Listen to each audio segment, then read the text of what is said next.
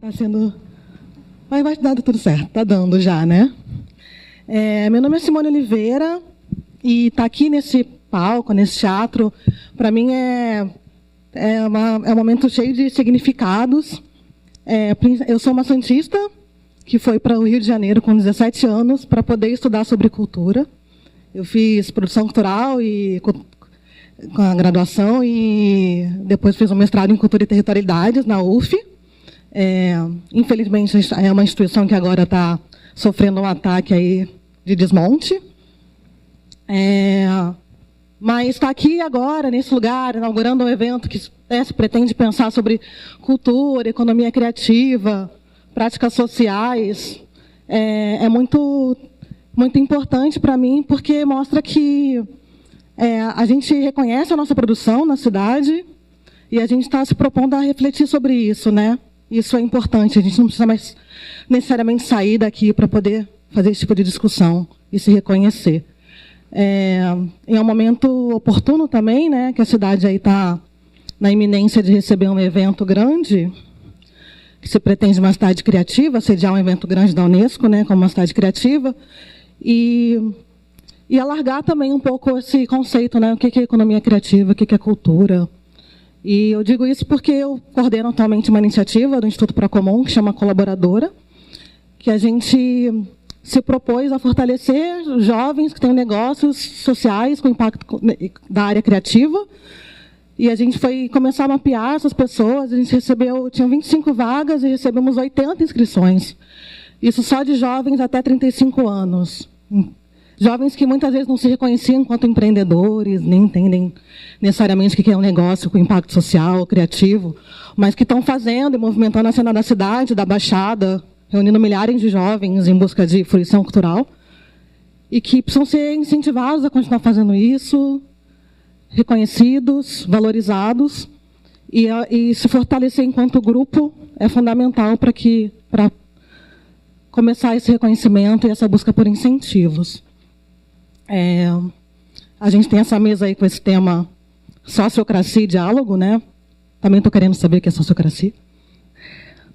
Eu gosto muito de pensar no conceito de Ubuntu, que é uma filosofia africana, que fala que você se forja, se reconhece, se fortalece a partir do seu entendimento no grupo. Então, eu tenho a minha autonomia enquanto pessoa, e eu estar fazendo parte daquele grupo, eu ressignifico a minha existência e eu me refaço junto aos meus. Eu acredito que a gente está no momento de criar esse tipo de possibilidades, desse Ubuntu, e que talvez a sociocracia possa ser um mecanismo de operacionalizar isso, né? Cada pessoa, cada continente, cada grupo cria formas para se pensar e se organizar. Aí eu acho que o Rafael e o Binho vão poder falar melhor sobre isso. Queria chamar aqui a mesa.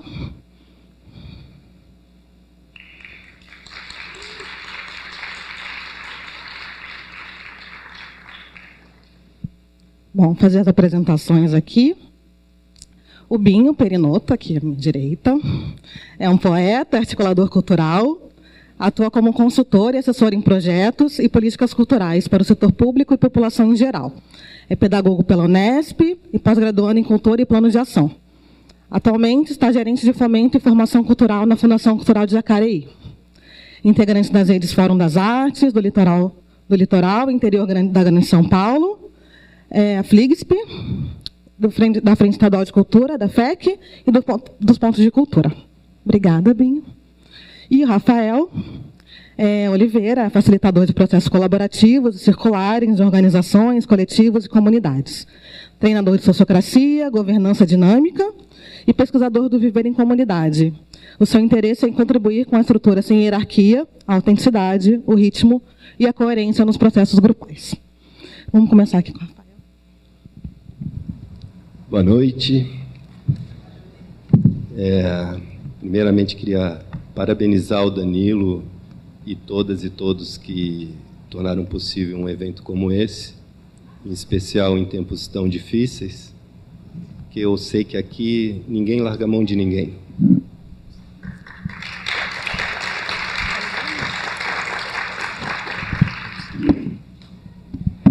Então, vamos falar sobre sociocracia e diálogo. Já respondendo brevemente aqui a pergunta da Simone sobre o que é sociocracia, então a gente vai falar aqui sobre uma ferramenta que ajuda a coletivos se organizarem. No momento que a gente está falando em criar novos formatos de se organizar, às vezes nos falta ferramentas para isso. E eu digo que a sociocracia é uma caixinha de ferramentas para que a gente possa se organizar de forma horizontal, distribuindo poder e sem perder eficácia. Muitas vezes a gente, quando pensa em horizontalizar um coletivo, uma organização, a gente, às vezes, se perde nesse processo e não consegue avançar. Um excesso de equivalência, às vezes, ele faz com que a gente perca um pouco de eficácia. Então, o que eu admiro muito nessa ferramenta é que ela procura justamente criar um equilíbrio entre vamos ser equivalentes, mas não vamos perder eficácia. Então, acho que é bem pertinente falar sobre isso no momento que a gente está pensando em novos modelos de se organizar, numa nova economia, e como que a gente pode fazer isso avançando, né?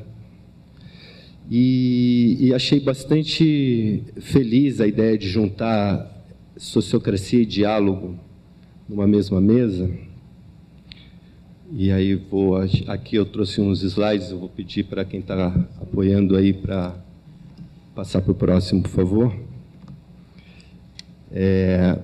Porque a sociocracia vem sendo usada em muitos tipos de organização. Quando eu falar aqui em organização, eu não estou me referindo necessariamente a uma empresa, mas também a uma organização empresarial, mas coletivos em geral, grupos de teatro, comunidades, que é um local onde eu tenho experienciado e praticado bastante a sociocracia. E quando a gente fala em sociocracia e diálogo, a gente está falando de coisas que têm muito a ver, porque diálogo pressupõe escuta, diálogo pressupõe estar com o outro, diálogo pressupõe que eu me despide de julgamentos para poder, de fato, me conectar com o outro e confiar que o outro está interessado na minha companhia. E aqui está a chave do que a gente quer fazer com a sociocracia, né? Vou chamar uma frase do Paulo Freire, que fala que o diálogo cria base para a cooperação. E a ideia aqui da sociocracia é a gente cooperar. Pode passar para o próximo? Sociocracia, ela quer dizer governança pelos pares, ou governo pelos pares, pelos sócios, pelos parceiros. Quer dizer, a gente está falando aqui de compartilhamento de poder. A gente está falando de cocriar, de construir com o outro, de colaborar. E para falar em colaboração, a gente precisa pensar por uma perspectiva um pouco diferente do paradigma vigente. A gente tem que pensar um pouco pela perspectiva da abundância, né? Do paradigma da abundância, da colaboração, que contrapõe o paradigma vigente, que é o da escassez. O próximo, por favor. E aí, quer dizer, a gente está aqui tentando quebrar, romper com crenças do pensamento que moldou as organizações que nós temos hoje. Não só moldou as organizações, como a profecia que se autorrealiza do não tem para todos, forjou a nossa sociedade. E aí eu lembro bem que a gente viveu na pele no ano passado uma experiência muito significativa de como nós estamos ainda vibrando nessa ideia da escassez, que foi a greve dos caminhoneiros. E como a profecia se autorrealiza, né? Porque a gente, na ameaça de ter um desabastecimento, corremos que nem insanos e loucos aos postos e aos supermercados e realmente ficamos desabastecidos, porque consumimos mais do que precisamos, porque não confiamos. Então, aqui, confiança é um valor muito importante. Então, nessa perspectiva do paradigma da escassez, recursos são limitados, então temos que estocar, porque não tem para todos. E o que gera? Medo, insegurança e competição exagerada. Poder é um recurso limitado. Então eu preciso ter e não compartilhar. Então nós vamos competir. E aí a gente vai criar castas, a gente vai criar dependência, comando e controle, isolamento. Aqui, nesse paradigma, debate é mais importante que diálogo. Porque aqui as relações elas são relações de vencedores e perdedores. Então são relações o tempo todo de ganha-perde, de perde-ganha, e no final todo mundo perde. Para a gente começar a mudar essa perspectiva, e a gente já está vivendo em pequenos nichos essa ideia, a gente vai para um paradigma da abundância. Pode passar o próximo, por favor. Um paradigma em que pensa que há para todos. E aqui, os mais valiosos recursos são diversidade, diálogo, cooperação. Então, o poder sobre o outro passa a ser o poder com o outro. Eu escuto e eu cuido do outro. Porque eu sei que se eu me vulnerabilizo, é porque eu confio que o outro está preocupado com o meu bem-estar. Porque se eu estiver bem, eu posso cuidar também. Então tem alguma coisa que eu começo a acreditar que é melhor aqui entre nós do que eu sozinho. Aqui, 1 mais 1 é muito mais que 2.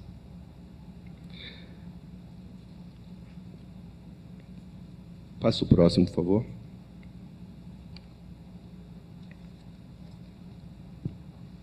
E aí a gente encontra um caldeirão de possibilidades, que é o que a gente vai chamar de inteligência coletiva. Enfim, um lugar onde que eu acesso um poder que é transformador. Aqui nós temos espaço para o ganha-ganha. E aí eu cito de novo Paulo Freire, quando diz: ninguém ignora tudo, ninguém sabe tudo. Todos nós sabemos alguma coisa. Todos nós ignoramos alguma coisa. E por isso aprendemos sempre. Porque aqui eu sou mestre, mas eu sou aprendiz. Eu confio que eu com o outro sou muito mais. E é nessa perspectiva que vem a sociocracia, enquanto uma ferramenta que pode nos ajudar a potencializar tudo isso. Próximo, por favor. A sociocracia está no rol de uma série de abordagens que vão cultivar o que eu vou chamar aqui de centro vazio, que na verdade é tirar o poder do centro e levar ele para a periferia. E ao esvaziar o centro, eu coloco ali dentro, no centro, os valores que vão conduzir esse coletivo. Então, o coletivo ele se conduz por valores que estão no centro, e o poder está aqui, circulando. Eu gosto muito de usar uma metáfora, que é a metáfora da cabana de bambu. Você põe o próximo. Essa é uma cabana que nós fizemos lá na comunidade onde eu moro, em Juquitiba, Terra Lúminos. E ela é feita com bambus gigantes. E o bacana é que você não tem uma estrutura que sustenta essa cabana. O que sustenta essa cabana é justamente um bambu se apoiando sobre o outro. E aí eu construo a cabana. Eu construo também um espaço onde eu posso ter um fogo e um espaço onde eu posso me reunir, com o centro ocupado pelo calor desse fogo. Bom, o que é sociocracia, então? Vamos para o próximo? Bom, sociocracia, aqui, quando eu falo em sociocracia, eu estou falando de uma perspectiva da sociocracia, que é a sociocracia 3.0, seria uma versão mais atual de um modelo de governança que começou a ser adotado no meados do século passado, e que circula até hoje como sociocracia clássica. Mas o modelo que eu gosto mais é o modelo da sociocracia 3.0. É uma versão aberta, é uma versão em constante transformação, ela é Creative Commons, e ela é co-criada por um conjunto de pessoas que estão praticando essa experiência ao redor do mundo. Ela, então, o que se propõe a sociocracia? Ser um método de governança, um método que permita que a gente pense organizações alcançando objetivos, e aqui organizações, repito, são coletivos em geral, e distribuindo poder, ativando a inteligência coletiva, criando engajamento sem perder eficácia, ou seja, com foco aonde a gente quer chegar. E esse formato, ele é um formato que permite muita agilidade e, por isso, muita resiliência. São organizações com capacidade de se adaptar muito fácil. Ela é formada por um conjunto de padrões, por isso que eu digo que é uma caixinha de ferramentas, um conjunto de ferramentas que podem ser usadas isoladamente e que estão aí para trabalhar desde a estrutura da organização. Próximo, por favor. Ou seja, como que a gente pode se organizar em termos de estrutura. No caso, a sociocracia propõe estruturas circulares. Ela propõe que o coletivo se organize por meio de círculos, e esses círculos eles vão explodindo conforme vai crescendo o tamanho do coletivo e vai se ampliando as suas possibilidades e objetivos, de forma que a gente possa sentar sempre numa roda e poder ter espaço para escutar o outro. Então o crescimento ele é organizado de forma que eu possa sempre enxergar e ouvir o outro. E ela também trabalha com padrões que permitem eu pensar reuniões, que permitem eu pensar tomadas de decisão, eleições, definição de papéis, definição de acordos, avaliação, enfim. E aí é um conjunto que a explorar bem grande. São mais de 50 padrões, como a gente chama cada ferramenta dessa. Próximo. E ela parte de uma perspectiva de que as pessoas, elas são terminações nervosas. Elas captam, são as pessoas que captam as necessidades da organização. E são as pessoas, ao captar essa necessidade, que juntas vão cocriar estratégias. Então, a gente está olhando sempre para necessidades e estratégias. E aí eu lembro que uma inspiração muito forte desse modelo S3, da sociocracia 3.0, é a comunicação não violenta. É quase como se a gente trouxesse para dentro das estruturas organizacionais a perspectiva da abordagem da comunicação não violenta. Então, a gente tira o foco da estratégia para pensar primeiro a necessidade, o que está por trás daquilo. Próximo. Então, um ativo muito importante desse tipo de coletivo de organização é justamente a diversidade. Porque a diversidade de percepções, a diversidade de experiências das pessoas que estão ali envolvidas em prol daquele mesmo objetivo. Então, a gente está falando de governança pelos pares, pelos parceiros, por esse grupo de pessoas envolvidas em prol de um objetivo. Mas o que a gente quer é abrir espaço para que a diversidade de experiências possa trazer novas perspectivas e condições da gente produzir estratégias que sejam as melhores para aquele coletivo. Próximo. E aí, a gente tem... Pode voltar por favor? A gente tem o consentimento como sendo um princípio muito importante dentro da sociocracia. E o que é o consentimento? É um acordo, ou seja, nada é decidido num processo sociocrático se não é acordado por todos que fazem parte daquele círculo. Mas, diferente de outros modelos que vão buscar no acordo coletivo o caminho para a tomada de decisão, e aí o consenso é um modelo que talvez seja mais conhecido de vocês, o consentimento ele não vai se fixar na estratégia. Ele, na verdade, as pessoas vão olhar para onde elas querem chegar, vão observar que necessidade não está atendida, e aí vão juntos co-criar as estratégias. Então, as estratégias no consentimento, elas podem mudar, até que elas sejam, de fato, consentidas por todos. Porque todos ali confiam que a necessidade que precisa ser atendida é a mesma. Então, a gente vai, com isso, conseguir avançar. E, por isso, a gente vai buscar aquela solução que seja a melhor possível para o momento. E vamos avaliar. Não funcionou, a gente não funcionou, foi a estratégia, mas a gente continua com a mesma necessidade, então a gente muda.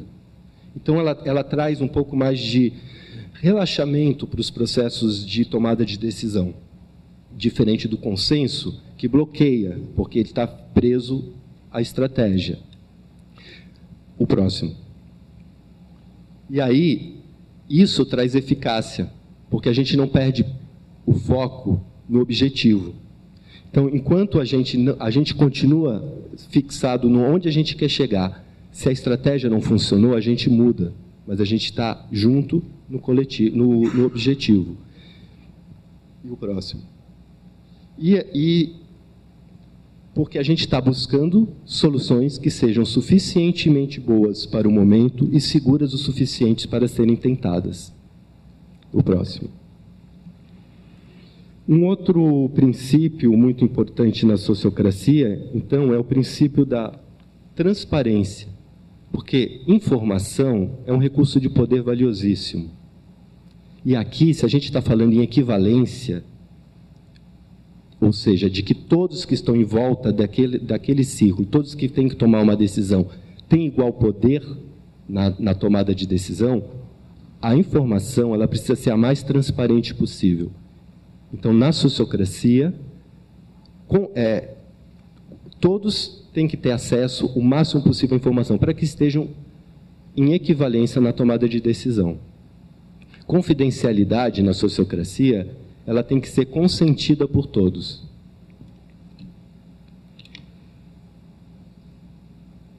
Enfim, são alguns princípios, pode passar o próximo, desse modelo que a gente pode explorar um pouco mais e aprofundar nesse bate-papo que a gente vai ter aqui.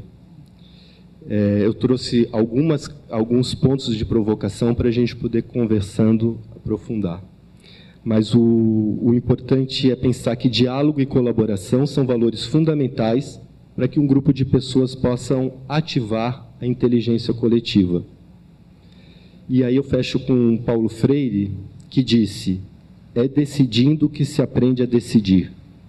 E aí eu complemento: somos mestres e aprendizes uns dos outros, e é no diálogo com o diverso que se dão as trocas e os aprendizados. É isso.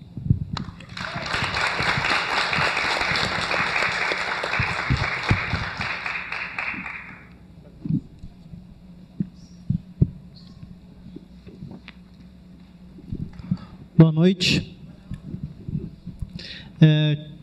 Eu não tenho a projeção e eu queria ver se dá para mexer para ter luz um pouco mais com a plateia daí.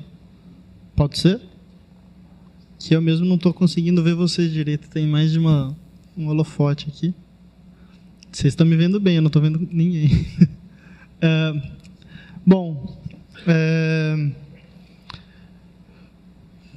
Fazer um pouco do motivo de estar essas duas pessoas mediadas para fazer essa fala. Tenho também uma convivência via Dragon Dreaming, que acaba trabalhando muitos desses, né? Tudo na mesma rede aí, né? Então, agradecer ao Danilo pela proposta de compor essa mesa. Eu acredito demais nessa possibilidade, nessa potência.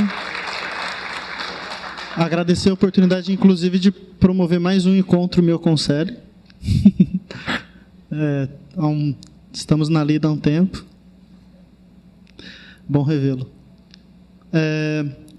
Na apresentação, quando me nomearam aqui, né, falando muito de redes, frentes, fóruns, e é um pouco nesse sentido que a ideia é compartilhar com vocês, para os que não são talvez tão envolvidos no que existe historicamente no estado de São Paulo, de movimentos que pautam a política cultural estrutural do governo estadual, né? Então, eu trago aqui um pouco da experiência e na verdade, muito mais citar, porque a fala aqui é curta, então é mais para que vocês depois possam buscar, né? Hoje em dia é tudo tão acessível pela internet, mas é o FLIGSP, Fórum Litoral Interior Grande São Paulo, já tem mais de 10 anos de atuação, contribuiu para que fosse revisto, por exemplo, o próprio PROAC. Esses editais que passaram a existir no PROAC, muito foi por lutas que esse fórum pautou ao longo de alguns anos. Ele não se reduz a isso, mas foi uma grande luta, Fórum Litoral Interior Grande de São Paulo. O próprio Fórum dos Pontos de Cultura, no estado de São Paulo tinha uma Comissão Paulista dos Pontos de Cultura, passa a existir um fórum. Contribuiu para que existissem os editais, para que a rede existisse independente dos fomentos e financiamentos estatais. É uma unidade grande espalhada pelo estado de São Paulo inteiro. Institucionalmente, formalmente falando, passa de 500 pontos de cultura no estado de São Paulo. Então, recomendo também que se informem sobre o fórum permanente, o Fórum dos Pontos de Cultura. Está numa situação polêmica, um edital que teve bastante discordância no modo como ele foi lançado, dos valores, etc. e tal. Mas até agora não foi feito repasse. Então está numa situação delicada. E mais recentemente tem a Frente Estadual de Cultura, que é a FEC, que ela tem se remodelado recentemente, tem sido repensada, e ela trata de juntar tantos outros, para além desses que eu comentei agora, dos pontos de cultura, que já tem uma diversidade por si só, bem ampla, e do próprio Fórum Litoral Interior Grande de São Paulo, FLIGSP. Na FEC vai entrar as cooperativas de teatro, dança, circo, tem uma atuação um pouco mais forte recente, o próprio SATED, Fórum do Litoral Norte, não sei se vocês têm acompanhado, mas o Litoral Norte tem conseguido congregar as 4 cidades e pautar algumas questões. Acho que é uma inspiração próxima para quem tiver interesse, pensando territorialmente, regionalmente. Fórum do Litoral Norte também está com a gente na FEC. E a ideia é tentar contribuir para que o que for pauta que dá unidade, que dá sentido para fortalecer uma luta de reivindicação, a gente consiga dialogar com a mesma narrativa. Basicamente, a FEC ela tem esse propósito. E eu brinco que a gente já criou o Festival Anual de Ocupação da LESP. Porque todo ano a gente tem que ir na LESP reivindicar orçamento. Todo ano a gente tem que ir para fazer alguma coisa um pouco mais artístico para chamar a atenção, um pouco mais político, reivindicatório, bem direto. Então, eu brinco que já virou um festival anual de ocupação da LESP. Ou da própria Secretaria de Cultura, que agora é de Cultura e Economia Criativa. Eu vim aqui para fortalecer um pouco dessas instâncias que existem, compartilhar que vocês, por favor, busquem se informar um pouco mais delas. Não quero fazer minha fala só no sentido propagandista, mas eu quero garantir que isso exista, porque a minha fala agora ela vai para além disso. Eu queria compartilhar com vocês, já que também uma das identidades que nomearam aqui, quando foi apresentado, de que também é poeta, e queria compartilhar, por exemplo, eu tenho trabalhado bastante poesias curtas, e trabalhar para vocês algumas questões que acho que vale a pena a gente pensar junto. Tem uma que Oligarquia Z. Democracia. Palavra difícil de poetizar, mas no Brasil com Z ela rima com oligarquia. A outra, poder. Eu gosto tanto de poder que eu quero que todo mundo possa. Brincando um pouco com as palavras que a gente começa a ir desconstruindo alguns conceitos já cristalizados. Acho que é importante a gente pensar isso quando a gente fazer diálogo. O quanto que a gente está viciado em algumas palavras e não percebe o que elas carregam. E eu acho que a arte e cultura têm um poder imenso de conseguir congregar esses diálogos. Então, uma outra curta, comunicação como uma ação. A arte ela arde, mas a cultura ela costura. Então, brincar com as palavras proporciona a gente praticamente reprogramar essa maquininha, porque começa a virar máquina esse cérebro nosso. Dentro de uma lógica do sistema, a gente vira uma peça, a gente é a extensão da máquina, né? O braço como extensão da máquina, como obra clássica. Que aqui pega mal se ficar falando hoje em dia, não sei como que está a persecutória aqui. Mas a gente precisa se embasar e se inspirar, por exemplo, em Galeano, que fala que esse mundo está grávido de um próximo mundo, um novo mundo, um outro mundo, né? E tão recente que a gente teve pensar o outro mundo é possível. Isso foi ontem que a gente fez tantos encontros, Brasil como uma referência, e isso está se perdendo no processo histórico. E tantos diálogos foram construídos e coisas práticas. Eu acho que quando a gente fala de diálogo, tem que garantir o processo de escuta e de mediação. Eu também sou formado em pedagogia e, para mim, o processo pedagógico ele está colonizado quando a gente pensa em pedagogia só pelo princípio da escola. Né? O processo pedagógico é um processo educacional, é um processo de troca permanente. A gente precisa viver com o princípio de trocar e crescer com o outro. Né? Isso garante viver em comunidade. Você comentava, eu sou porque somos, né? Eu sou o que somos. E isso é um processo de educação popular, né? E as minhas provocações que eu acho que vale a pena deixar aqui, quando a gente fala de economia criativa, de novo, pelas palavras é que eu estou trazendo esse debate, é que na política pública, na história aqui do Brasil, economia criativa também foi muito vista como um processo colonizador também, do jeito que muitas pessoas estão tentando assimilar e colocar em prática no Brasil.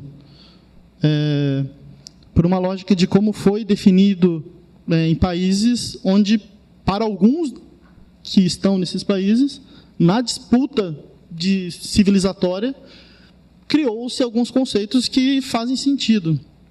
Para cá, no processo do Brasil, pensando como política pública, há muito tempo existia, por exemplo, a economia solidária. Eu penso que não faz sentido a gente ter algum tipo de engajamento, gastar energia, dedicação, se não for para contribuir com superação de desigualdades.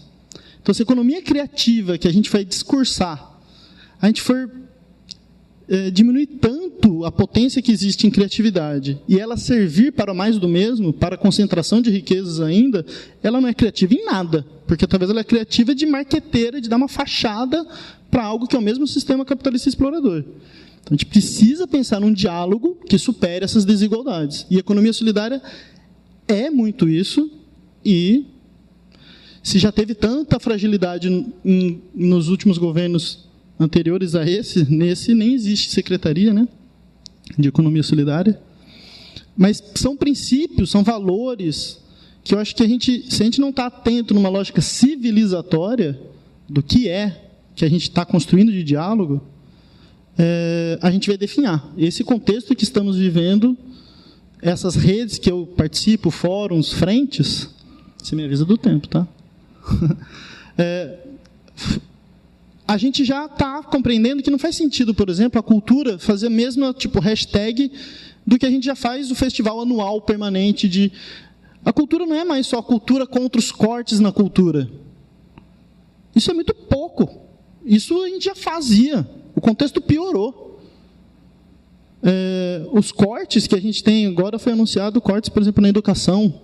Não só a Universidade Federal. Agora os cortes são da educação básica, anunciados hoje, está reverberando aí. Não sei se vocês receberam nos seus WhatsApps e linha do tempo de WhatsApp, Facebook, Instagram, etc. e tal. Quem ainda lê jornal, acessar os portais oficiais, vale a pena. Está reverberando muito isso, né? Tantos outros cortes. Mas isso também ainda é pouco. A gente precisa disputar o orçamento? Precisa.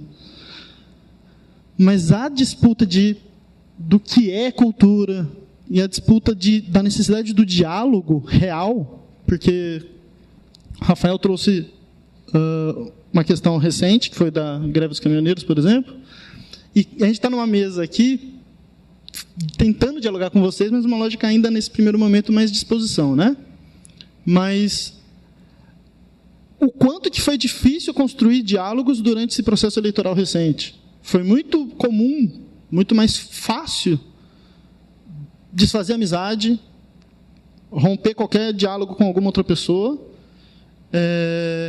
que a gente talvez não tenha desgastado até o fim um diálogo possível. A gente preferiu romper e me firmar na verdade minha. Nossa, enfim. A gente precisa perceber o quanto que a gente perdeu também ao agir assim, civilizatoriamente. Eu acho que tem estratégias que a gente realmente precisa compreender. Alguns outros são adversários nossos. Mas entre os nossos, a gente precisa garantir o diálogo até o extremo. Até o extremo. Até que ele não precise deixar de existir. Essa é a questão. Né? Então, a gente está, por exemplo, nesse momento, construindo alguns atos, porque a gente já fez alguns pensando nessa mesmo vício ainda de cultura contra os cortes, por exemplo. Acho que vocês devem ter visto muito mais reverberado pela questão do guri, né? Na questão orçamentária do governo estadual, mas o decreto que fala do contingenciamento não foi revisto, por exemplo. Não sei se vocês estão sabendo, mas não foi desfeito. O decreto ainda existe.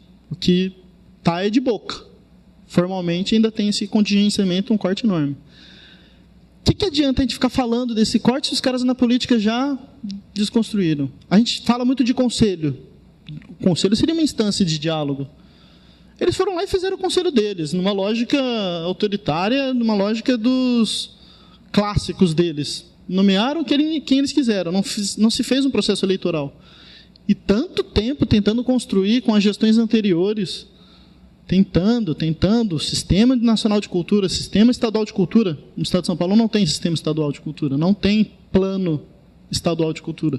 E o conselho que tem é o Conselho de Notáveis, agora criado, sem o diálogo com aqueles que estão historicamente construindo essa conversa, com tanta diversidade que existe no Estado de São Paulo. Diversidade, inclusive, territorial. A maioria do que está compondo, por exemplo, esse conselho é tudo da capital. Então, a gente está percebendo o quanto que a gente precisa dialogar com uma transversalidade maior. As estratégias para isso não são mais a pauta, são as necessidades. Eu acho muito legal quando você traz isso. São as necessidades que estão se aflorando. E a necessidade principal é de sobrevivência. Essa é a questão-chave. Né? Fiz questão, por exemplo, de vir com uma camiseta hoje, que não sei se vocês conhecem, mas é do movimento dos refugiados sem teto de São Paulo. Porque eles são refugiados até dentro do próprio movimento sem teto, naquele momento.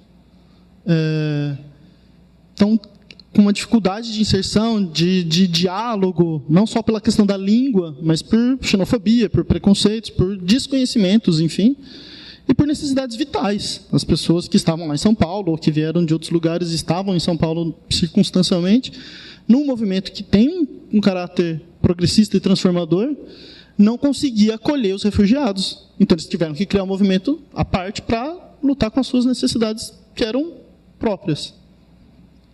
Então, esses diálogos, a gente precisa chegar até o extremo, para que não deixem de existir. Essa é a questão que eu quero fortalecer. Deixar também muito claro que, no Brasil, a gente tentou construir outras narrativas de economia criativa, que não fossem necessariamente só com esse nome. Por exemplo, um termo muito comum são economias das culturas. Em alguns lugares pegou um pouco mais, outros lugares não pegou muito.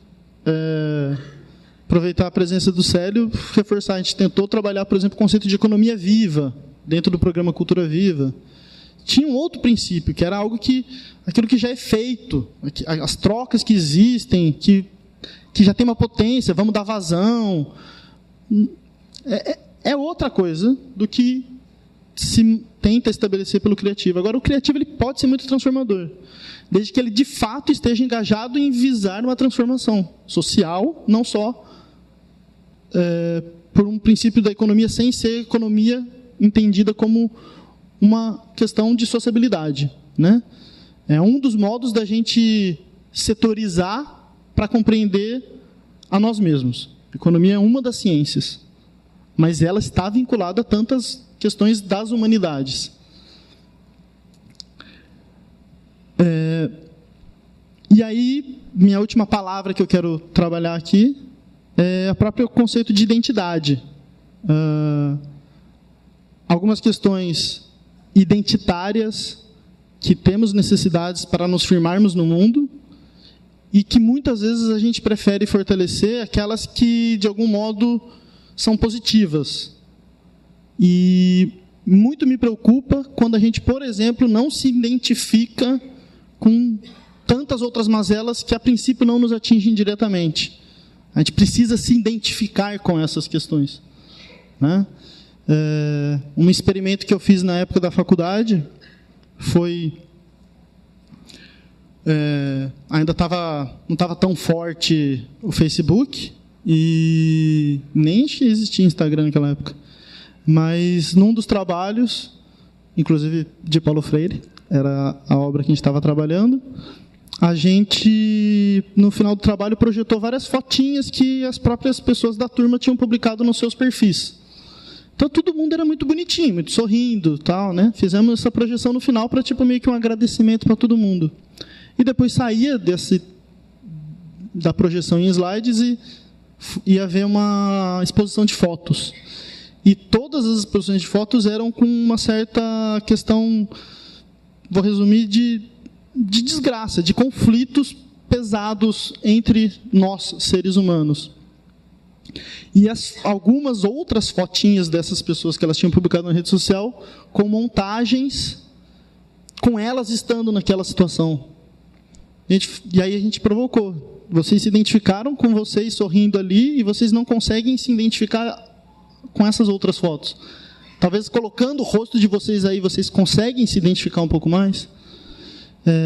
Então, eu acho que a gente precisa começar a identificar e buscar como identidade que nós precisamos prezar por um processo pessoal de transformação, ok, mas compreender o nível de sectarismo que estamos também trabalhando.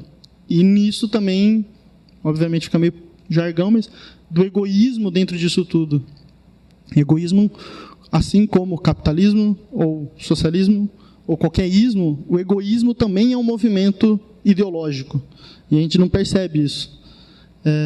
Então, buscar a identidade na relação com o outro, de novo, ao extremo, para que ela não precise deixar de existir. E aí, enfim, no diálogo agora a gente pode fazer mais poesia junto. É isso.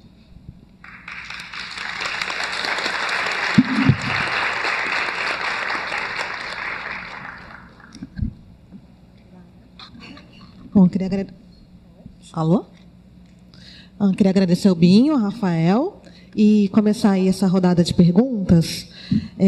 Para o Rafael, primeiramente, em que medida a prática da sociocracia é escalável, em termos de quantidade, e aprofundável em termos de composições hierárquicas dentro de coletivos com pessoas com diferentes poderes aquisitivos e papéis, assim. E que você falasse um pouquinho também, que você começou falando sobre a questão do consenso versus o consentimento, né, como uma prática de entender que existe ali um interesse que o que é possível no momento pode ser que não seja necessariamente o que eu votaria, né, se fosse num modelo de consenso, né, que existe uma coisa maior que permeia.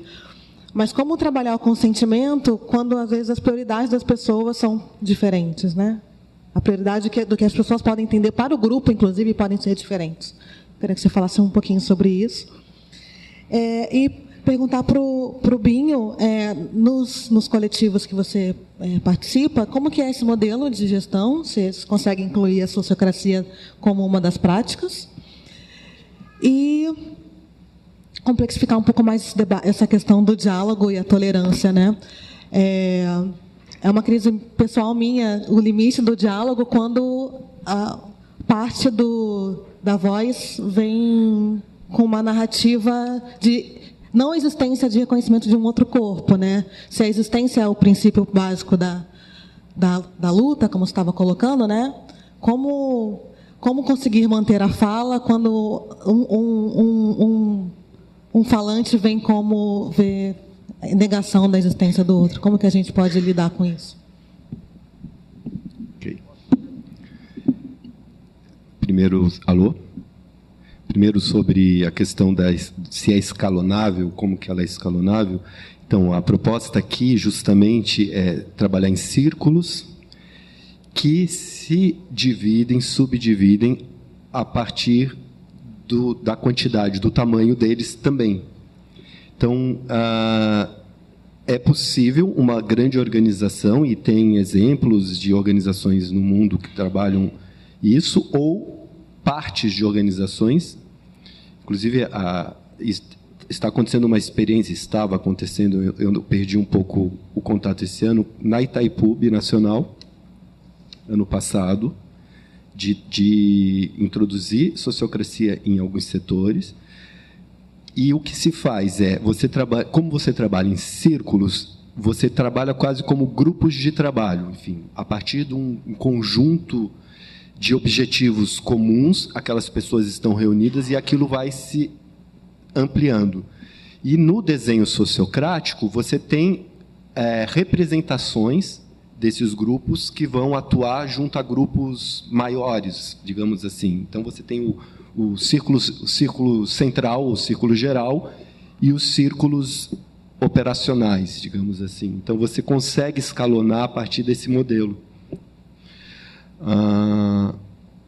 E a outra questão era sobre consenso e consentimento. Certo.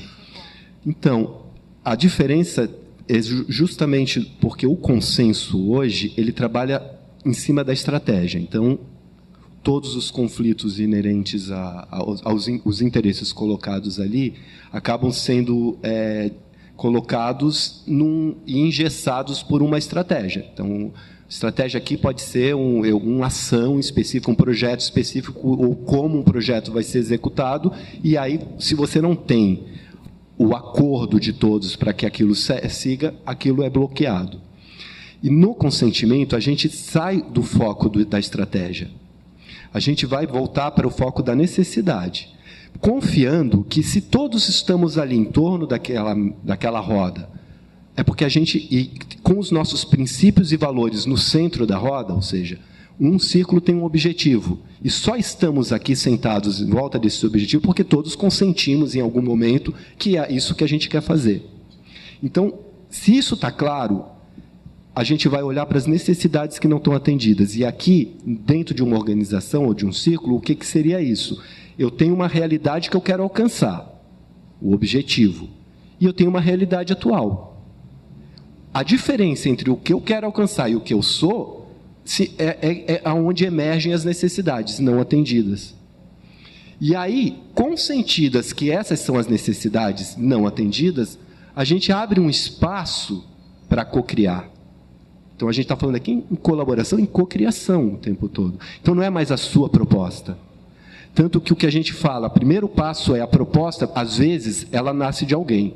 Ok? Alguém tem uma proposta. Mas a primeira coisa que ela vai fazer é contar para a gente que necessidade que ela está querendo atender com aquela proposta e coloca a proposta no centro. Ela não é mais dona da proposta. E aí, a partir dessa proposta no centro, existem metodologias que vão construir, formar uma nova proposta a partir daquela ideia, contemplando as diferenças. Diálogo.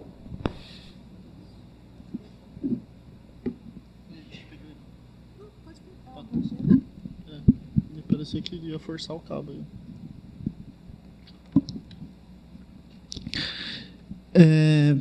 Quero só fazer um reforço aqui. Aqui a gente está muito na oratória dispositiva, mas eu recomendo de verdade que vocês coloquem em prática, exercitem essas ferramentas. Eu já trabalhei com, por exemplo, elaboração de projetos, ainda trabalho com essa questão, tanto às vezes para gestão pública, às vezes para grupos, coletivos, enfim, pensando muito na gavetinha do que são os editais, né, do que tem de acesso a recursos já num formato bem quadrado, vamos dizer assim. E, para mim, quando eu passei na parte da experiência, da prática, com essas tantas ferramentas, para mim foi muito transformador. A lógica de se construir, às vezes ela se dá quase que sem precisar falar. Ela tem técnicas, tem ferramentas, tem modos de conseguir construir alguns consensos que, pela prática, é bem interessante. Então, estou reforçando aqui que essa expertise que ele está trazendo aqui para vocês, vale a pena colocar em prática. Da sua pergunta, eu vou ser um pouco mais, talvez, radical na resposta, mas, assim, por exemplo, eu não quero falar com um banqueiro para que ele me reconheça, porque eu sei que não vai me reconhecer. Ele quer matar todo mundo que está aqui, talvez. Daqui ele só quer que a gente pague para ele. Ele não quer que a gente exista. Se morrer vai compensar, talvez ter mais lucro, ele vai preferir. Então, com ele eu não vou construir diálogo, porque ele já está no extremo, ao meu ver, de verdade. Por mais que eu tente ter, em algum aspecto, agora bem da minha pessoa, compaixão com a vida e existência desse ser humano, eu sei que ele está muito em função e à mercê, dedicado a fazer isso. E isso é ruralista, e isso são tantos outros que vão realmente desconsiderar qualquer possibilidade de existir.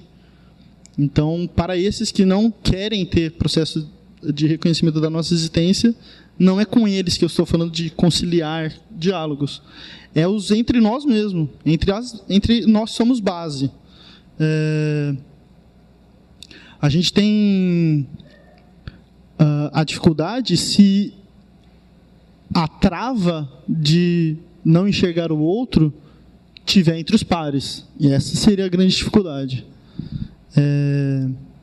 Nessa dificuldade de você reconhece que o outro não te reconhece,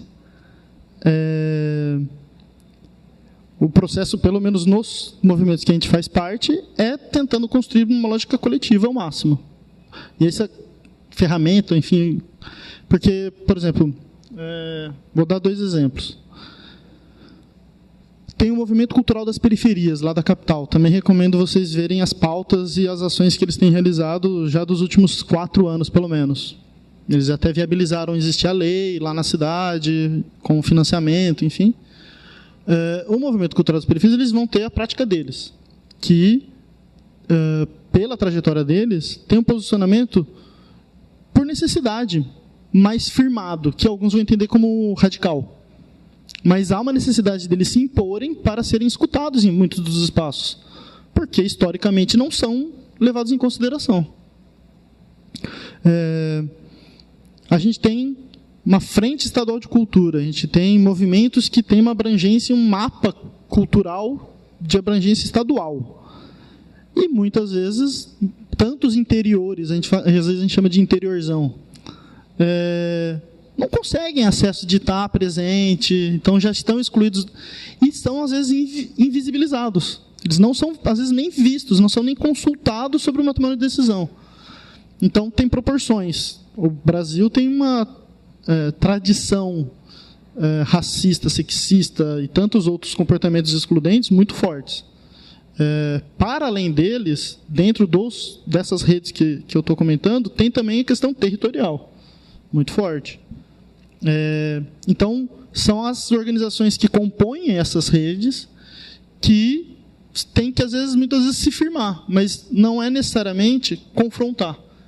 E sim reforçar qual é a identidade dela dentro desse processo. Falar, eu estou a tantos quilômetros, por exemplo, de distância. Ou eu não tenho dinheiro, pensando no pessoal da periferia, eu não tenho como chegar na reunião que é no centro da cidade. Então, eu acho que a gente precisa compreender que falar direto não quer dizer ser violento. Falar bem objetivamente o que precisa ser dito por alguma necessidade que precisa ser exposta, eu acho que... E aí, muito comum em todas essas redes, eu brinco até que cada um tem um lá que é cascador, ele sempre está para bater, é o enfrentador. E eu falo assim, você cumpre o seu papel social, eu cumpro um outro papel social. O meu papel social é tentar mediar. Então, tipo, você bate, eu vou lá e falo, tá vendo como tem uma demanda e tal? Tem uma necessidade que é vital, compreenda que está insuportável aguentar desse jeito. E ele vai falando palavrões e vai atacando. Então, assim, são, às vezes, estratégias do mediador e do que seria o ofensivo no sentido de ataque, né, de offense.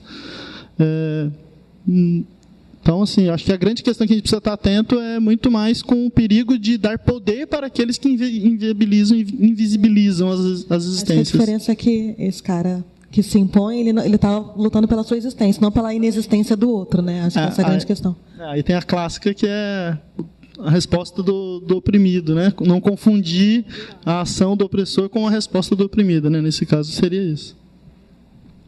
Bom, vamos abrir para perguntas agora de vocês. Mari está com o microfone?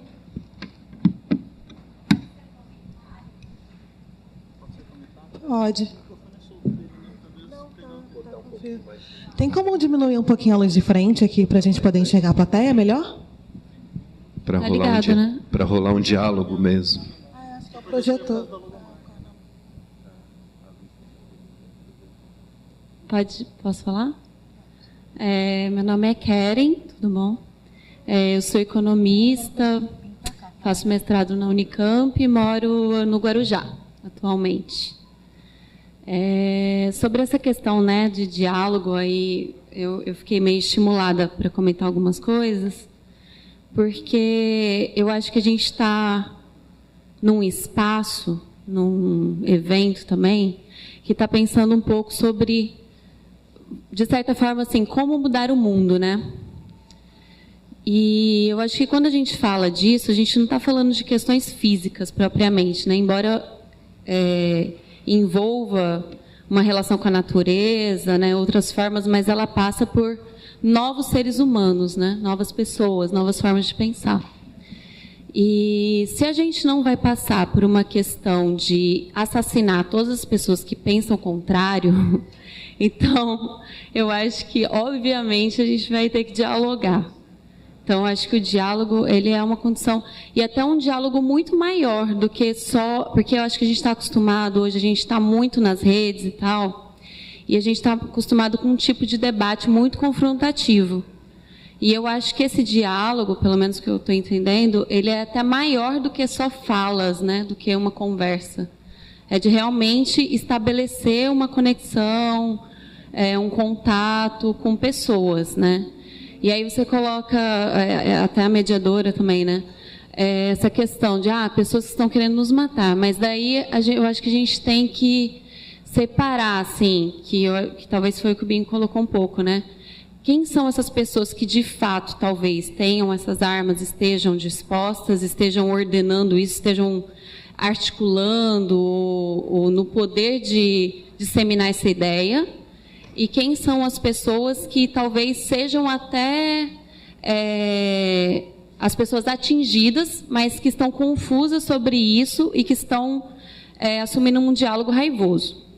E daí, eu acho que essa campanha passada, não sei, talvez muitos tenham tido essa experiência também, de ir para as ruas e conversar diretamente com as pessoas, e para mim, que fiz isso, eu consegui ver claramente uma diferença entre estabelecer um diálogo, às vezes, com uma pessoa muito raivosa na internet e com essa mesma pessoa ao vivo.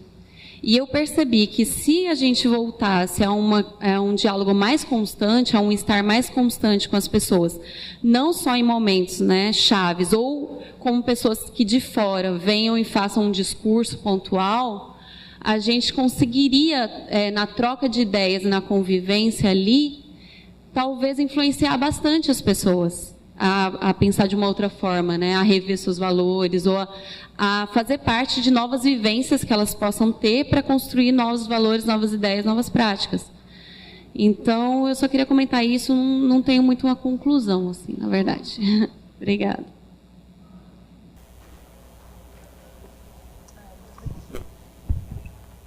Bom, boa noite, eu me chamo Edgar Siqueira e eu queria continuar o diálogo que a nossa amiga ali acabou de levantar a bola, que eu acho que é isso daí, muito...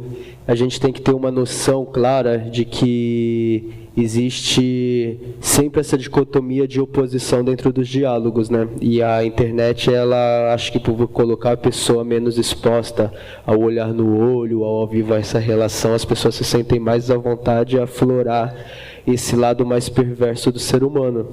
E aí eu morei no Rio de Janeiro também, lá eu participei de experiências de ocupação dentro da Praça da Cinelândia. Lá a gente fez o começo de assembleias populares divididas em vários bairros, e aí a gente exercitou muito a autogestão e sociocracia. E existe uma questão fundamental aí, que quando você trabalha com essa metodologia, você tem que dilatar o tempo, que é uma questão onde exige mais tempo para que você consiga efetivamente tomar as decisões e ações. E o brasileiro, ele não está acostumado com isso, ele é muito do imediatismo, ele quer a solução para ontem, quando na verdade a gente já tem um problema já de vários anos, a gente acha que vai resolver esse problema de um dia para o outro. Então é uma questão cultural de imediatismo também, e aí você coloca também dentro disso a questão de resolução para que se criar uma estratégia para atender a necessidade, só que a gente também tem aquela, né, a Maslow já colocou a pirâmide das necessidades, mas também tem os desejos ali. Nem sempre, às vezes, o que a gente deseja é realmente as necessidades que temos. Então, como que a gente também, dentro dessa deseducação social que nós vivemos atualmente nessas últimas gerações, a gente sabe diferenciar tanto o que é necessidade do que é desejo, quanto o que é o imediatismo, quanto o planejado, e também como que a gente pode criar essas relações de espaço, de encontro, que é realmente, a gente sabe que psicologicamente o exemplo, ele é mais fácil, mais acessível, mais aceptível do que você falar qualquer discurso ou diálogo, né? Então é nesses espaços de encontro ali que tem os pequenos exemplos das ações que vai se moldando na prática as relações. Então, como que a gente pensa nesses espaços de convivência, de relação e de encontro, que eu acho que o X da questão da gente resolver essa dicotomia entre a time A, time B, vermelho e azul, oposição, ou sei lá o quê, como que a gente consegue resolver essa necessidade social realmente de proporcionar mais encontro. A internet está gerando mais distância do que encontro. Isso é um problema de sociabilidade muito grave, que a gente sabe que as novas tendências são as microcolônias, né, que são espaços planejados para que as pessoas vivam com seus pares, e ali elas se cerquem e o que tiver lá do outro lado do muro que se exploda. Então, como que a gente, pensando num novo designer também de sociabilidade, designer de urbanidade, que a gente pensa e traz dentro da criatividade, né? A gente está aqui para isso, pensar novos modelos de existência, de convivência, de relação e de encontro. E eu tinha uma outra questão que eu ia perguntar, só que ela entrou nesse assunto que é muito importante. E aí, só sendo redundante, a gente precisa, em Santos tem poucos espaços de encontro, apesar de ter um jardim imenso, apesar de a gente ter muitas praças, ainda assim as pessoas estão acostumadas nos seus grupos sociais e não são abertas ao diferente, né? E aí gera essas reações, às vezes, que a gente está acostumado um pouco de afastar um pouco o diferente, não querer entrar em contato com aquela realidade que está fora do seu conforto.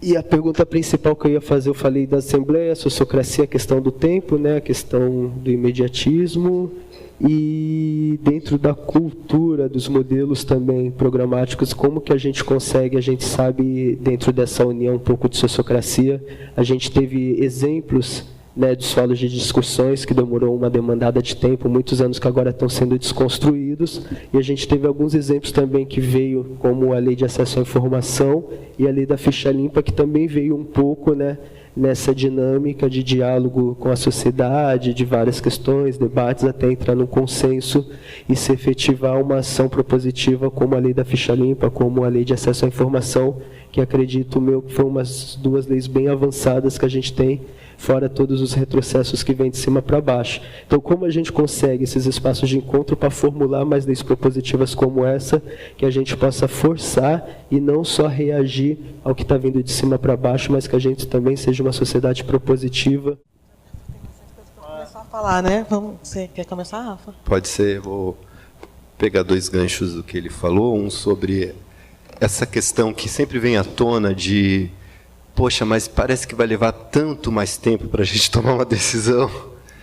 E sim, leva um pouco mais de tempo, precisa de mais encontro, como você mesmo levantou. A gente não tem como querer escutar, fazer algo que seja uma construção coletiva, se a gente não dedicar energia para isso. O outro caminho a gente sabe qual é a autocracia. O outro caminho a gente conhece, decide você e a gente obedece. E não é isso que a gente quer. Então, sim, encontrar-se, e aí é porque nós estamos... A gente tem um conceito de reunião que afasta, né? Fazer reunião já fica todo mundo com cara feia. Então, vamos mudar esse nome. Vamos fazer uma roda de conversa, o que seja, mas a gente precisa se encontrar sim. Pode ser muito mais celebrativo e realmente abrindo espaço para que... Sabe aquele lugar, como eu moro em uma comunidade, a gente pratica sociocracia e a gente gosta daquele momento, porque é o momento primeiro que eu vou falar um pouco de mim. A gente começa com um check-in, cada um contar um pouco de como está. Eu começo a medir um pouco a temperatura dos meus pares, e é bacana, é um momento também para isso, não é só para tomar uma decisão e tal. Agora, o que eu tenho percebido é que a gente gasta um pouquinho mais de tempo para tomar uma decisão, mas depois a execução ela é muito mais engajada. Porque o outro caminho, que é o caminho de alguém decidiu e eu dei o meu ok lá porque já não estava de saco cheio, ou porque eu não tive voz para dizer tudo o que eu queria dizer, mas depois eu boicoto. Depois eu não faço. Depois eu fico reclamando atrás, dizendo, pô, mas viu? Fico torcendo para não dar certo. Então aqui eu gasto sim tempo, um tempo de qualidade, um tempo de fato onde que você percebe que as pessoas são escutadas e elas contribuíram naquele processo e elas deram seu consentimento porque elas estão realmente de acordo, sinceramente de acordo com aquilo, e depois você ganha muito tempo na execução, porque há engajamento, porque as pessoas sabem exatamente o que vai ser feito, como vai ser feito e querem fazer. Então, muda um pouco aqui a perspectiva do que é gastar tempo, né? E a outra questão que diz respeito a como trazer esses modelos para a esfera pública e para esses espaços, né? Eu tenho muita vontade de fazer isso junto aos conselhos de cultura, aos conselhos em geral, mas eu trabalhei muitos anos no Ministério da Cultura, trabalhei diretamente com os conselhos, porque eu fazia parte eu coordenei a execução do Plano Nacional de Cultura e o diálogo com a sociedade e com o conselho, com a sociedade como um todo. A gente produziu um processo de escuta bastante ampliado. Conseguimos pensar... eu trabalhei também na lei de direito autoral, no processo de revisão da lei.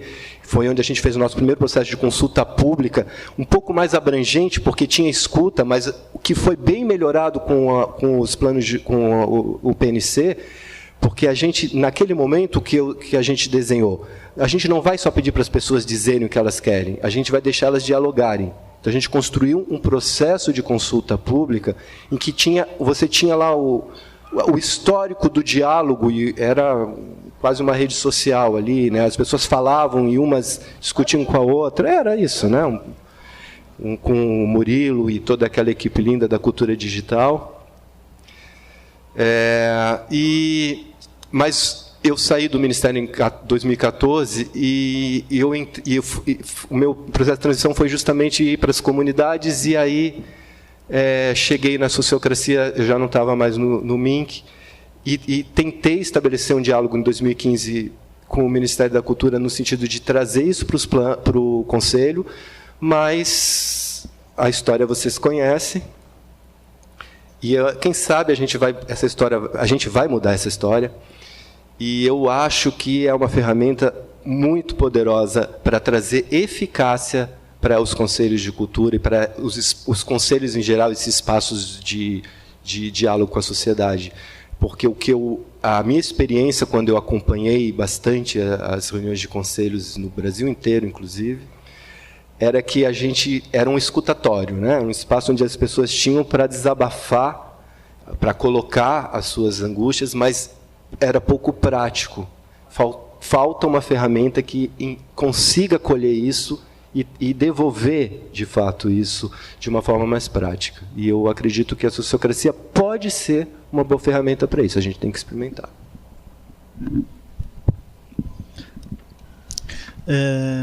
Primeiro, agradecer, porque eu acho que a fala que ela trouxe completou um pouco do que eu estava tentando compartilhar com vocês.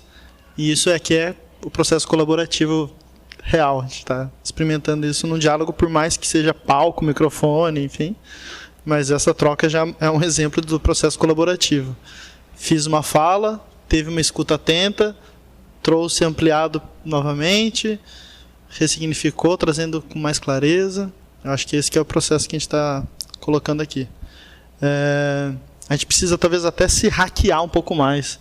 Eu acho que a gente está muito travado no sistema, enfim. De novo, brincar um pouco com as palavras para trazer o que você trouxe no final da sua fala quanto à questão da cidadania. Pô, tá difícil ver de novo. Você tá ainda aí, né? Beleza. Que é um conceito que tem muita importância, cidadania de modo geral. Cidadania cultural foi muito utilizado nos últimos anos como política pública, inclusive na capital depois como órgão que tocou em frente, por exemplo, políticas do VAI e outras questões. No próprio Ministério da Cultura, o Cultura Vive Ponto de Cultura também estava na cidadania cultural. Então, cidadania é muito estratégico, muito importante. E lembrar a Marilena Chauí, enfim, né? Mas também tomar cuidado, assim como eu fiz a poesia brincando com a democracia, porque a democracia é muito... Ela está muito capturada também. Ela não é revolução, por exemplo. Por mais que possa, talvez, garantir uma democracia mais participativa possível. Tem gente que vai usar termos democracia real, democracia... Eu acho que, assim, ela não vai ser revolucionária, ela não vai ser, de fato, transformadora. Ela é, na sua essência, um processo... talvez o que a gente tem de mais sofisticado do que foi testado em grande escala, mas ela tem um esgotamento enorme da sua origem. E, para mim, cidadania, em algum aspecto, também está bem capturado e também tem sua dificuldade quando a gente pensa a existência da pessoa, o cidadão. Porque, por exemplo, ele pode ser cidadão, ele pode ser, na verdade, hoje em dia, muito forte, com poder, mais do que se ele se defender como cidadão, se ele se defender como consumidor. Essa é a democracia que a gente está vivendo, né? Essa lógica tão ao extremo do liberalismo econômico, neoliberalismo, passa por essa lógica, que a cidadania, esse cidadão, ele é cidadão se ele é consumidor. Então, praticamente compra esse direito, no sentido que passa de ser um direito e passa a ser um produto. Então, quem tem mais poder aquisitivo tem melhor qualidade em alguma coisa que era para ser para todos, e não é para todos. Então, eu tenho uma questão com a cidadania, o quanto que ela está sendo capturada. E aí, tem uma poesia que eu não vou lembrar ela inteira, ela é um pouco mais longa, mas eu brinco que não acredito nos indivíduos, prefiro os sujeitos. Porque a gente está sujeito ao outro. Eu acho que a gente começa a não ficar tão cristalizado em algumas questões e, por exemplo, compreender que vulnerabilidade não é necessariamente uma fraqueza, e sim uma abertura de oportunidades. Eu estou suscetível a você. Então, estou sujeito a interferências que você pode me trazer e eu trago para você também e estabelece essa troca. Eu acho que se cidadania tender mais para esse lado de nos sujeitarmos uns aos outros, aí eu vou curtir essa vibe. Agora, se a cidadania for para uma lógica de nos consumirmos, aí eu prefiro ir direto para uma antropofagia, já que é para a gente se consumir. Enfim, eu acho que tem esse perigo. E aí, no diálogo, voltando para o tema, acho que tem muitas experiências. Quando você falou do cultura digital, eu me lembrei de uma questão, que é por isso que eu falei da gente se hackear mais. E aí fazer a ponte com as duas falas, pensando por esse princípio da cultura digital, que é o seguinte: a democracia que a gente está vivendo, o sistema que a gente está vivendo, reformas que são propostas aí, se a gente fosse pensar como uma programação de computador, a gente quer apertar, tipo, não sei quem vai entender, mas enfim, mas a gente vai apertar F5 ou Ctrl+Alt+Del? Isso muda muito. Isso é estratégia. Mas a necessidade, todo mundo está vendo que precisa mudar. A gente precisa mudar. A gente vai fazer Ctrl+Alt+Del? Ctrl+Alt+Del quer dizer o quê? É só ligar de novo no mesmo sistema. F5, mas quem que foi que programou essa evolução quando a gente vai atualizar? Enfim, se a gente não estiver compreendendo, de novo, que só faz sentido a gente estar aqui para ser numa tendência de superação das desigualdades, para mim, é um grande desperdício. E aí, quando você comentou, por exemplo, a gente acaba gastando tempo em alguns processos, de novo brincar com as palavras. Acho que a gente está investindo tempo no diálogo. A gente não está gastando tempo, a gente está investindo, e aí também a economia sem ser o tradicional de economista. A gente está fazendo um investimento e tal. A gente cria créditos entre nós quando a gente investe tempo na troca, enfim. Então, a gente precisa repensar e sair dessas caixinhas e, de novo, reforço. Me motiva, porque eu, como pedagogo, compreendo que todo o processo de troca é um processo de aprendizado. A gente está trocando e crescendo juntos. Então, a gente aprende com os acertos, aprende com os erros, e a gente está sempre nesse processo de evolução. E aí, esse crescimento depende de como que a gente estabelece essas trocas. E essas trocas nos afetam. E aí, eu quero terminar essa fala, que é o seguinte: tem as necessidades vitais, individuais, mas a gente precisa, na troca e na existência, de modo geral, compreender que eu sou você, eu sou ela, eu sou, enfim.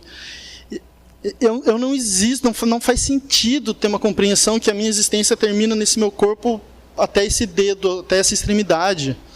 Isso é muito limitante de viver, né? Então, as necessidades vitais é porque a vida não é nossa. Não é que a gente tem vida. A vida tem a gente. É algo muito mais amplo, né?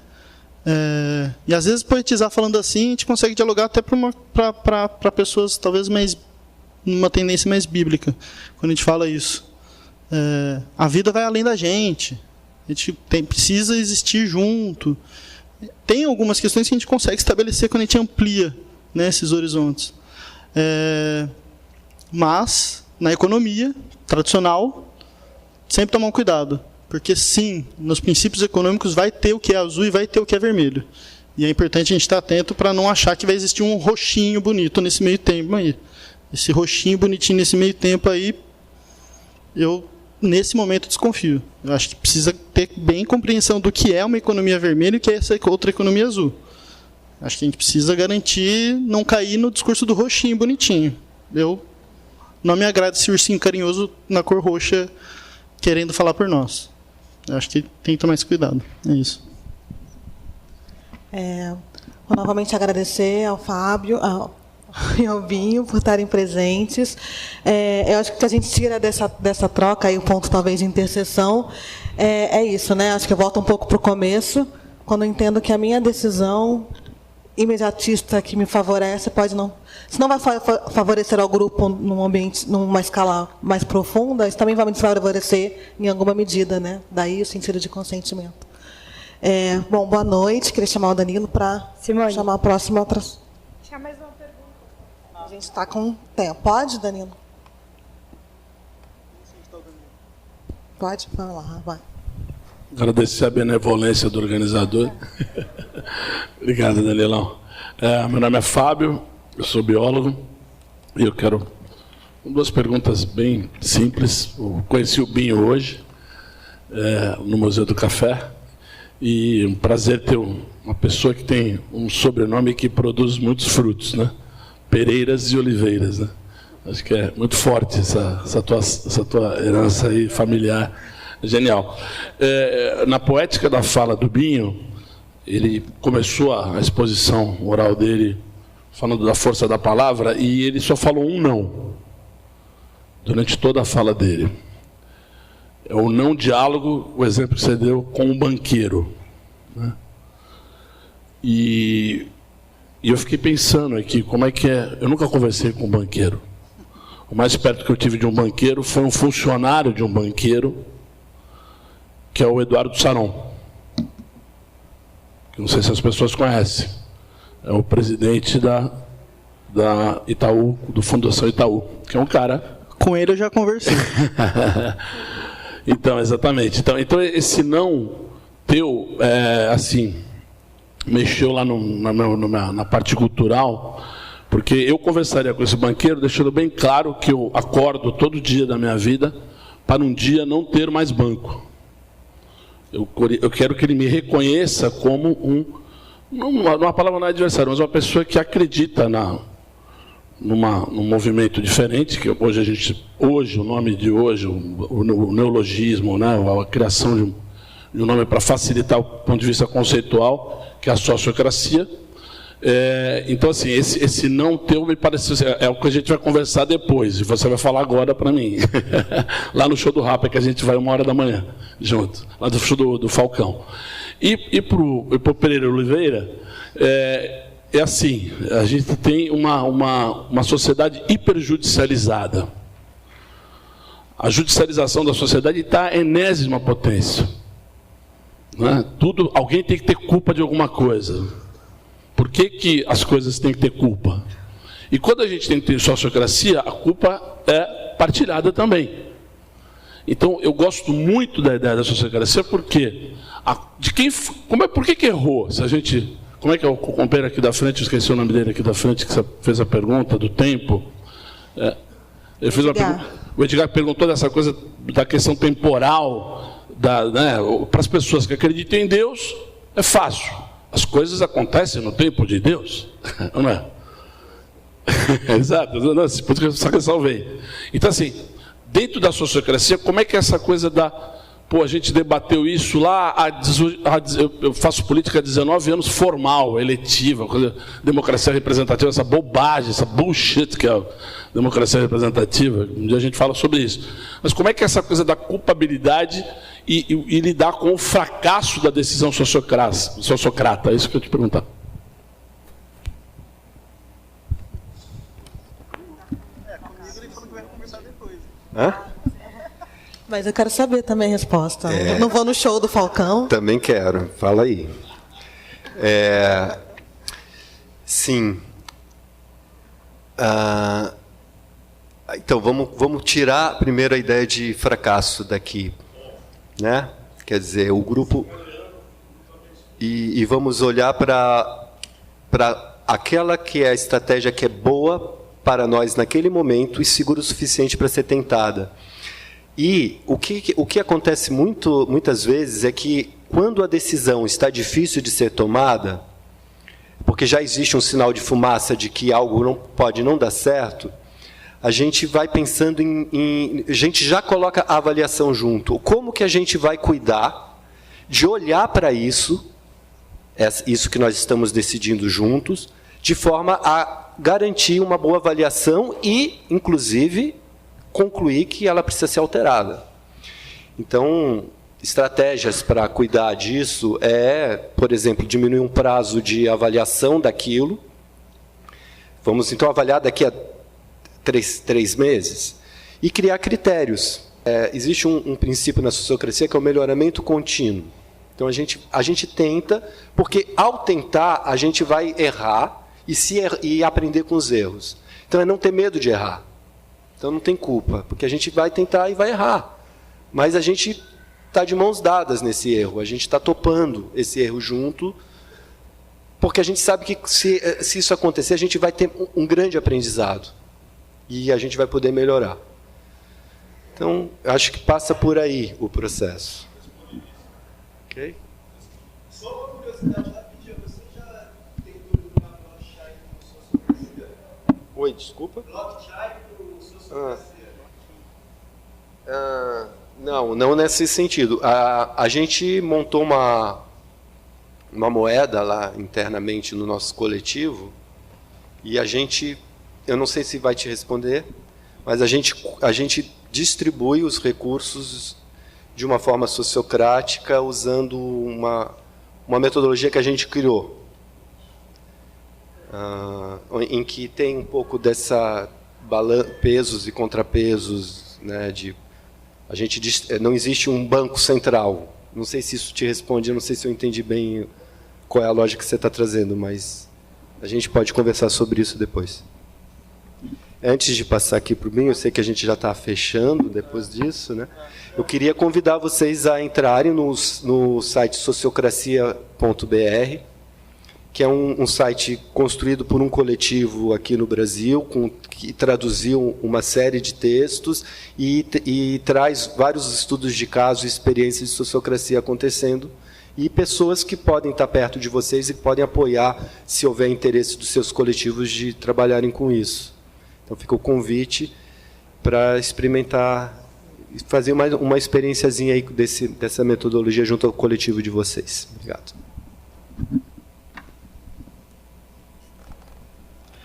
Do banqueiro, né?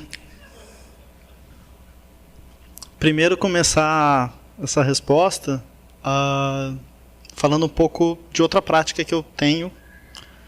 Não sei se vocês conhecem, mas a prática meditativa da técnica Vipassana. Essa é uma prática que eu tenho.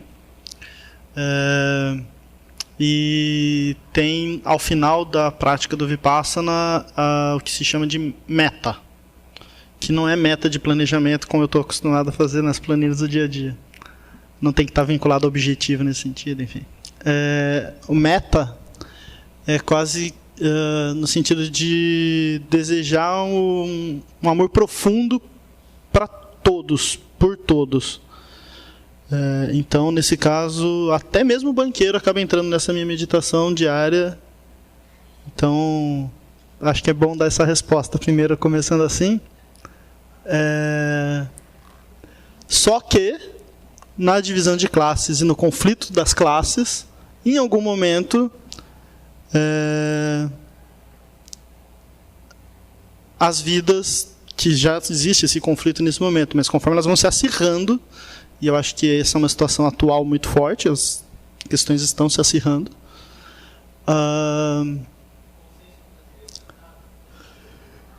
eu desconfio que não.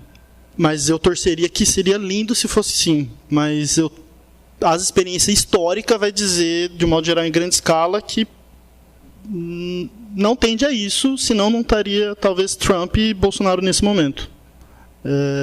A história se repete mais do que constrói, acho que, consensos entre nós. Eu acho que tem possibilidades de se avançar.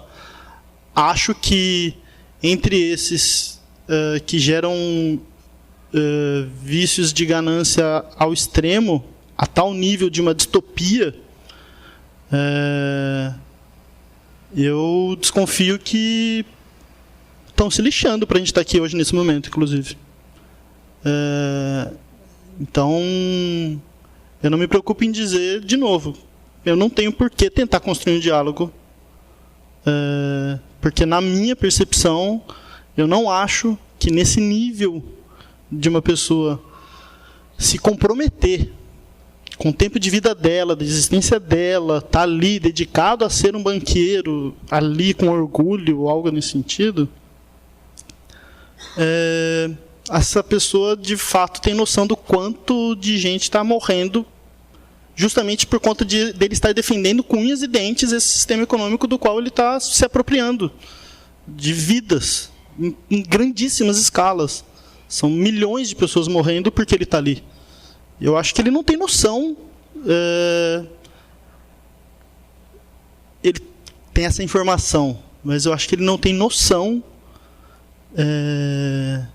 de profundidade de ser, de existir. De novo, falando essas palavras, que para mim são muito fortes e profundas, e não fazem sentido diálogo.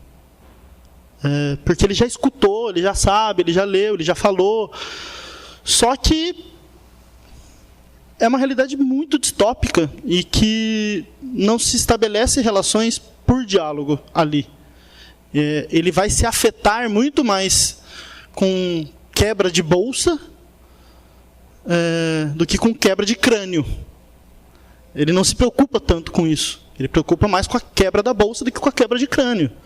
Então, não acho que é com diálogo que ele se afeta.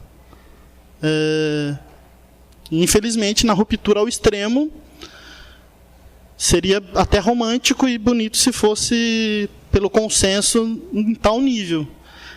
Acho isso legal se a gente conseguir evoluir a humanidade nesse patamar. Mas tantas guerras já existem, então mostrando para nós que eu acho que no conflito de classes eu não contaria com isso. Não contaria com diálogo com o banqueiro ser efetivo em alguma solução de transformação da superação das desigualdades, não. Gente, obrigada. A gente precisa encerrar aqui. Vou passar a palavra aqui para o Danilo dar sequência. E a gente segue agora com Célio Turino. Obrigada, boa noite.